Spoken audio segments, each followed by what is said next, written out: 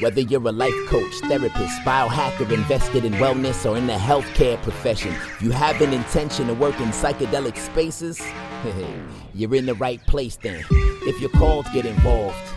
But first, get informed. Let's talk the 4 N's: intake, intention, in-space integration, leading to deeper transformations. Psychedelic Coach Podcast, Tah Whitty. Walk you through the process, it's all possible. Leave space for the follow-through. Most importantly, integration is not optional.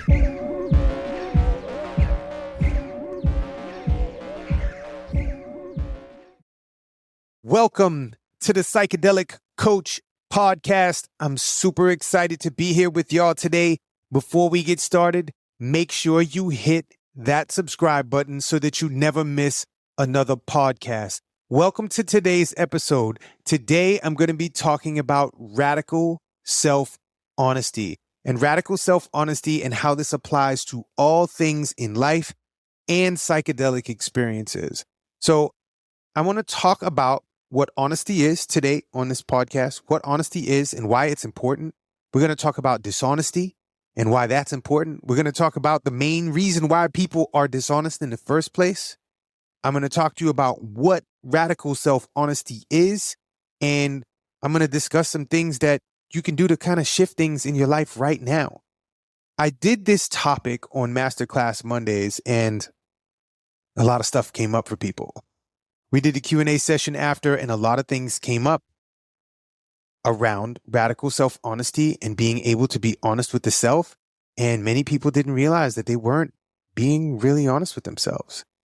And this brings to mind a quote from Bessel Kolk from a book called The Body Keeps the Score. And he says, as long as you keep secrets and suppress information, you are fundamentally at war with yourself. The critical issue is allowing yourself to know what you know. That takes an enormous amount of courage. This is a quote that Kolk put in an area of the house we were living in when we first got to Austin, Texas, where I worked out every day. And I got to see this quote every day as I was working out. And it meant so much to me that she did that, because the truth that I've been looking for in myself is profound. And I had been taught to talk myself out of it. And a huge part of the Condor approach and the things that we teach at the Condor approach have to do with really being honest with yourself primarily before anything. And that's what today's podcast is about. So strap in, buckle in, and we're going to talk about this. And before we get started diving into radical self-honesty, let's talk about what honesty is. For me, and for us at the Condor approach, honesty is the quality or the condition of you being honest, right? Like, it's the quality of your honesty, right? It's the quality of you being able to be honest. And so when you ask the question, well, what does it mean to be honest, Tah? What does that mean? To be genuine, to be truthful, to be equitable, to be fair, to be outside of being divisive or deceptive or fraudulent. This is all honest. And when a person is honest, they can dive in to see their truth inside. And the other side of honesty is dishonesty. And that's when we would be disingenuous. That's when we would be untruthful, when things would be outside of, equanimity, when things are not fair, right? Things are outside of fairness. I'm hiding something, or I'm not showing something, or I'm not showing up fully. It may be the way you're showing up, and there's an unfairness. It is a deceptive space and maybe a fraudulent space as well. And there are a lot of qualities to being dishonest.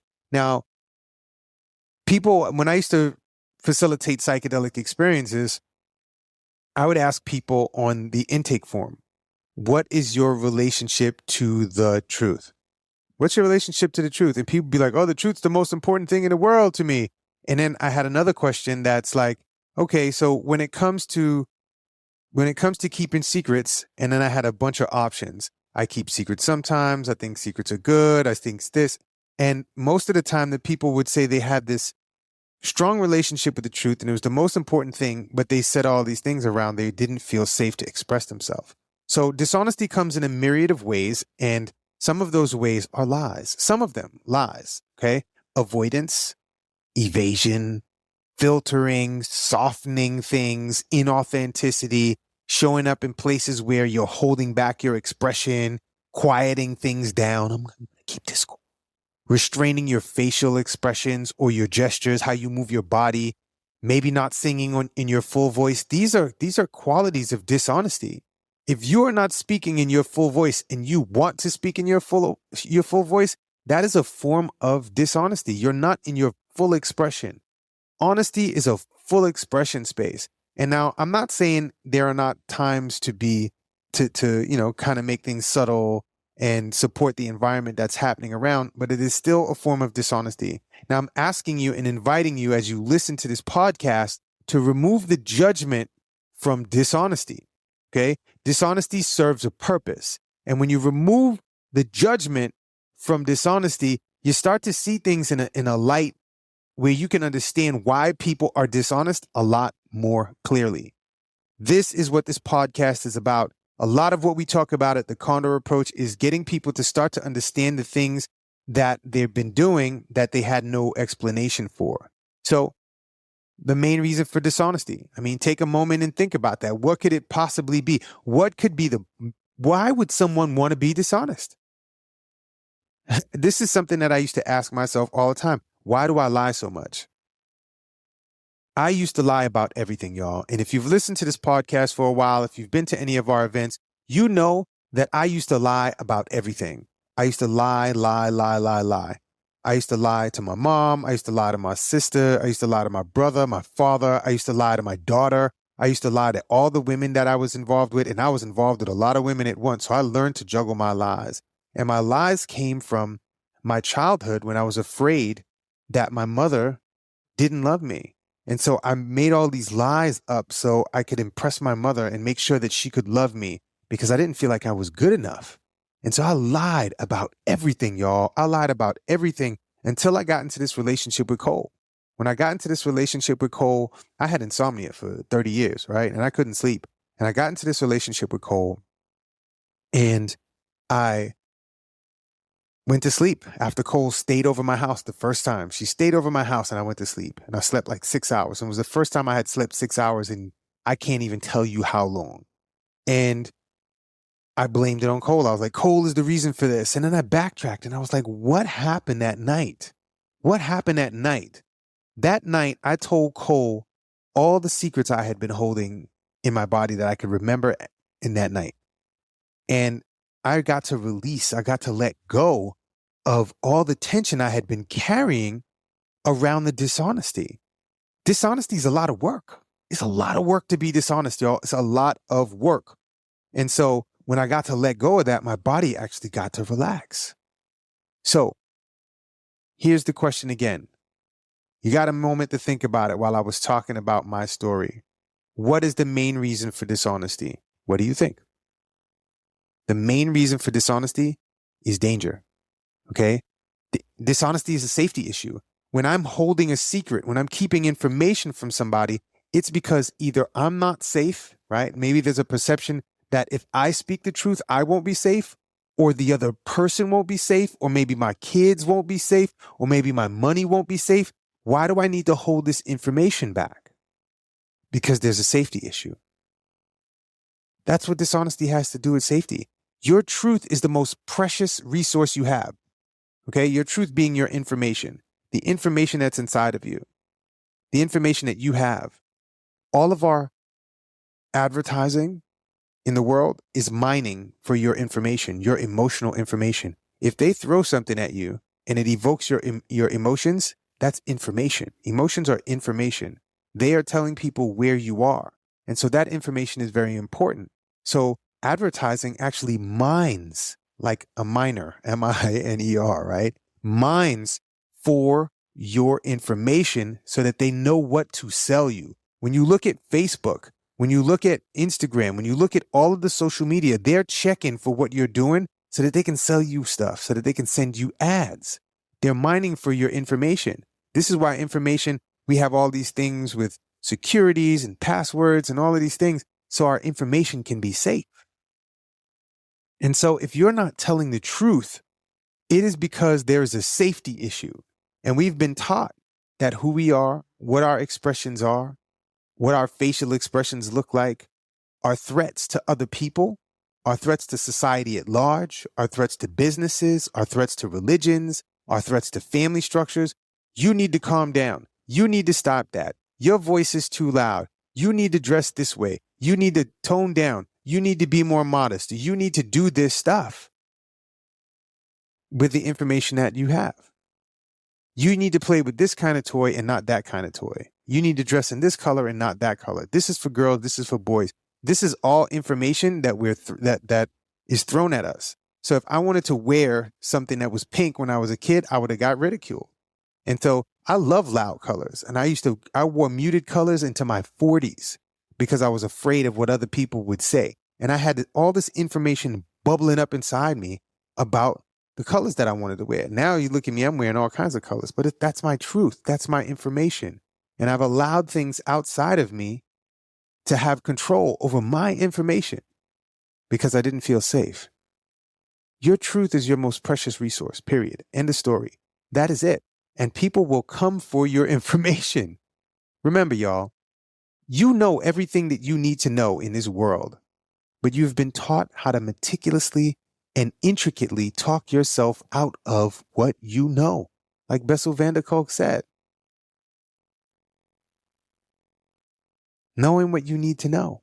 And it takes a tremendous amount of courage.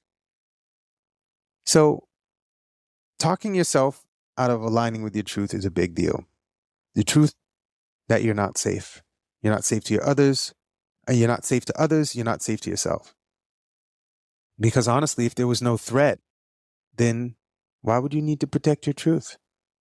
If the truth shall set you free, and the truth is the reality of things, then why would you need to protect someone from your truth? Why would somebody need to be protected from that? Why would you need to be protected from somebody hearing your truth? Because your truth might be bad, or it might not be recognized, or it might not be accepted by other people. And this is the challenge with this, y'all. Violence is something that stops people from being whole. And if your truth is threatened, your truth is subject to violence. And if the truth of who you are, okay, now I want you to really listen to this. The truth of who you are is not the identity that you're showing up as. There can be some conflict within the self. And when I've seen people have psychedelic experiences and they're like, oh my gosh, I've been living a fake life. I want my real life to come through now. This is where radical honesty starts to come through. And this is where people's lives change because they realize that they've been covered by dishonesty because they've been taught that they're not safe. They've been taught that it's not safe to be themselves. This is where our world is, y'all. And I'm not saying that it's good or bad. I'm saying this is where our world is. Do we want to continue living in a world where dishonesty is heralded, where we tell people to stop doing things from when they're children? Don't say that. If somebody's breath stinks and your kid says, oh, your breath stinks, and you say, that's not nice, don't say that to people. You're telling them to be dishonest. Now, I'm not saying that, etiquette isn't functional in some spaces. It's highly functional and it is still dishonest. When we look at this world, let's be honest about dishonesty. Let's be honest. You're teaching your kid to be dishonest. You're teaching your kid not to be in their full expression. You're teaching your kid to be oppressed, and oppression is a form of slavery if it goes into an extreme space. So if we're gonna call a spade, then let's call a spade. And remember, we have the 7 attributes of violence that we teach at the Condor approach: hurt, harm, loss, deficit, injury, death, and pain. These are things that stop people from being whole. And if your truth is considered to be a threat of hurt, harm, loss, deficit, injury, death, or pain, you're going to be taught to subdue your truth, or you're going to teach yourself to subdue your truth to protect other people. And then we get in the oppression trap triangle, which is another concept that we teach in the Condor approach. If you haven't been with us before, if this is your first podcast, go back and listen to the podcasts on the oppression trap triangle, and it will explain all of these things: the villain, the victim, and the victor. These positions that we hold in our world. And I'm not going to get into it because I don't want to cross the streams in this too much. I want to really stay on topic. Honesty is often a topic of challenge when it comes to privacy, when it comes to confidentiality, and when it comes to secrets. Privacy is when I hold something to myself. It's my information. I don't need to share it. It's private, right? I'm not hiding anything. It's just my information. I don't feel like sharing it right now. Maybe I'll share it another time. Maybe I'll share it later on, but it's mine. And it's my information. And this is where I have sovereignty over the information that I have. That's privacy. Confidentiality is when I hold someone else's information confidential, right? They shared something with me and it's confidential. I'm not sharing your information. I'm keeping it confidential. Not keeping secrets. I'm just keeping it confidential. I have no intention on sharing this information because it was offered to me by somebody who reveres their information. And I have a boundary around sharing somebody's information. It's confidential. Not that I have to. I could if I wanted to. I'm not keeping a secret. Now, a secret is something that we are hiding. Don't tell anybody. Don't tell anybody because this might happen. And secrets are usually attached to some form of detriment and some form of not being safe. Confidentiality, not necessarily. Privacy, not necessarily. All of these things can overlap. But when you start talking about if you tell somebody, this will happen, I'll get into trouble, this person will get hurt, somebody might get killed. This is a secret space. And when we have secrets, secrets are a safety issue, period. Even if it's a surprise party, okay? If you ask somebody to keep a secret and the cat comes out of the bag, you're harming or threatening the surprise. And so the surprise is now unsafe. It's not a matter of good or bad. It's not a matter of function or dysfunction. It is a safety issue. And when we look at this as a safety issue and we can really recognize that that's what it is, we remove the judgment and see it for what it is. The safety of your surprise party is threatened. A few years ago, I'm not going to say names. A few years ago, somebody was putting a surprise situation together for me and somebody happened to catch wind on it and they hadn't been notified about anything, and they decided to call me up and tell me about the surprise that was being planned for me, and it was a big thing. And so when the cat came out of the bag, the person who was planning the surprise for me was sitting right next to me, and they started to cry, and it was a big deal. There was a lot of hurt, there was a lot of anger, there was a lot of frustration, but they were keeping that secret to protect the sanctity of this party, right? And so as something as what would appear as trivial as that, this is what happens when we keep secrets. We are keeping secrets to protect something because something is unsafe. So I just want to bring that into the atmosphere. If you're keeping secrets, something's not safe. If something's not safe or someone's not safe, there's a threat. And are you looking to play in unsafe spaces? That's what I want to know. So what can we do about all this, y'all? What can we do about this honesty-dishonesty dynamic? For me, and what I teach at the Condor Approach is radical self-honesty. The practice of being totally honest with yourself, period, with you. Totally honest with yourself. Not with anybody else, not with your mom, not with the priest down the block, just being honest with yourself. In the privacy of your Eunice, can you be honest with yourself? Even if you're dishonest with other people, can you be honest with yourself? Can you do that? Can you be honest with yourself? That's the question I have. Can you be honest about your dishonesty with other people? Can you be like, you know what? I totally lied to that person. And say it out loud to yourself. I totally lied to that person. And recognize that you're being dishonest. I lied so much, y'all, that I didn't even know I was being dishonest most of the time. I was just lying. It was just lie after lie after lie. I didn't even know I was doing it. And so for me, when I started to explore psychedelics, my very first experience, I had realized that I was a control freak and that I was trying to control my environment by lying to everybody so that they would like me or so that they wouldn't leave me. And I had abandonment wounds and all of these things that came up. But I realized that I was lying about everything. And so I started to be honest with myself when I caught myself lying. That was totally a lie. And I found a safe person that I could speak to, and that was Kolk. And I could tell her, hey, yo, I just lied to somebody. And she'd be like, tell me more about it. She didn't judge me. She didn't put me down. She didn't say stop lying. She said, tell me more about it. And so I got to speak about it. And as I got to speak about it, the lie wasn't being held in my body anymore. It wasn't this secret that I was keeping in because I was afraid of getting hurt. This is the first step to changing everything, y'all. Radical self-honesty. So this is how we started, right? We start by taking a pause. When you figure out that you've lied, you take a pause, you pull back, you do a scan of your physical scan of yourself. That's one of the Condor concepts. Pause, pull back, physical scan. Check yourself. See where you're holding the lie in your body. That's what I do. If I ever catch myself getting ready to fabricate something, I see where it's sitting in my body. And I breathe through it. I breathe into the tension. And then I muster up the courage to bring the truth out. That's the scary part. So, awareness of dishonesty and how it shows up. That's the first space. Pause, pull back, physical scan, and get into an awareness space of your dishonesty and how it shows up in your body, how it shows up in your internal dialogue, in your mind.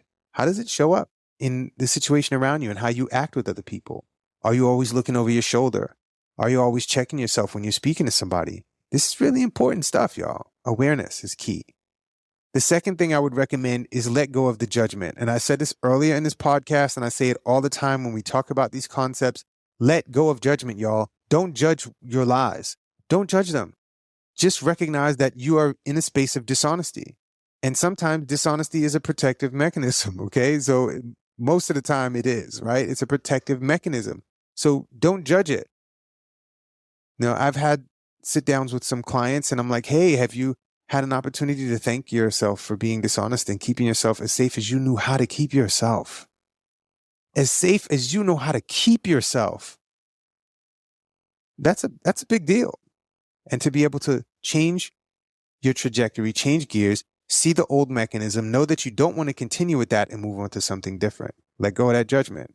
When you catch yourself being dishonest,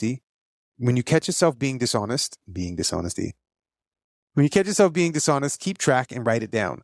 I like to journal things. And when I keep track of what I'm doing, it makes it easier for me to see the shifts and changes that I have. And so if I'm going to start being radically honest, the first thing I want to know is that I'm being dishonest so that I can move into a space where I'm honest with myself primarily. I got to be honest with me before I can be honest with anybody else. And you can only be honest with other people to the degree that you are honest with yourself. I'm going to say that again. You can only be honest with yourself to the degree that you are able to be honest with yourself. Okay? So please track this stuff, write it down. The next thing I want you to do is find a safe place to express your truth. Find a safe place, even if it's in the mirror, or as Kolk would say, the mirror, right? Find a safe place to express your truth. Express your truth in the mirror. I am dishonest. I have been dishonest. This is what's happening. I'm changing. That is where the magic is, y'all. That's where it is. That's where you start to get to be able to let go. And then I found another person that I could speak my truth to. And my truth comes out. I'm not holding it in my body. It's like holding a million rocks at the same time. If you have a million lies, you're holding all these things. You're keeping secrets in your body. It's one of the most caustic, turbulent, destructive things to hold lies in your body. The next thing I want you to do is make a courageous effort to stay in your truth. That means tell your truth, even when it's frightening and terrifying to tell the truth. Speak your truth, fam. Speak your truth. Stand next to people who will accept your truth and will accept that maybe you lied and that you're ready to bring your truth out. If somebody's going to punish you for something that was dishonest and you're coming to them with the truth, is that the people that you really want to be around?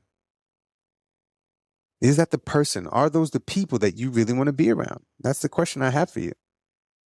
The next thing I want you to do is empower yourself. I want you to get empowered. Get into that awareness space and get resources and support. Resources and support, important. In the Condor approach, this is part of what we do when we make states assessments, is we create a strategy. What is the strategy for self-empowerment? Do you have one? Do you have a strategy to get your family on board with you being honest about your truth? With your friends, with your loved ones, your partners, your intimate relationships, the people that you work with. This is a game changer when you can tell somebody who probably knows that you're not being completely honest or they have a feeling about it. And when you tell them, hey, listen, I need some help. I have some stuff that I need to be honest about, and I'm terrified that you're going to reject me or I'm going to be abandoned or something like that. But I got to get this off my chest so that I can live freely. and I'll take whatever comes with it. I'm ready to eat the consequences of being dishonest. Can you hear me? That's courage. And when you move into that empowerment space, nobody can take that away from you. Radical self-honesty, y'all. Get into the space of radical self-honesty. So that's what I got for you today. I know it's a lot. If you have some thoughts on it and you need to talk about it and you want to bring it to our Instagram page, shoot us a DM on Instagram. Join the Condor community. Come to the Condor Approach, y'all. Every February, June, and September in Austin, Texas, we have the Condor Approach. This year, 2024, we have a Condor Approach in Utah, in Draper, Utah in May, and in Linden, Utah in June as well. So we have 5 events this year, y'all. 5 events. Come to the Condor Approach and learn about these things and get into community with people that you can be radically honest with. That's one of the things, the benefits of coming to the Condor Approach is that you have a community of people who are doing the same kind of work who you can lean on. And you can be a part of them having a space to lean on as well. This is how we create community. And this is a space of sovereignty. There are no gurus. There are no high leaders and high mystic, grand high exalted mystic rulers at the Condor Approach. We all fly together, including me and Cole. When our stuff comes up, we bring it to the community. We're here teaching this stuff, but we're also learning from the other Condors. So come join us, y'all. Bring your radically honest behind to the Condor Approach and you will find a new design and it will be quite fine. All right, y'all. I love you. Thank you so much. If this resonated for you, please share this with somebody that you love. Share this with somebody that can benefit from this, whether they're in the psychedelic space or not, whether they're in the coaching space or not. Radical self-honesty is something that will change your entire life. I know it has changed mine. I thank you so much for listening to this podcast. Please rate, review, give us a 5-star rating, by the way. 5-star rating, review, subscribe, share with a friend. When you do these things, the algorithms favor us and we get out in front of more people. So please rate, review, subscribe, share this with a friend. Come to the Condor Approach. I love you. Peace. Be easy, Sourcey Poo. Don't forget, Integration is not optional.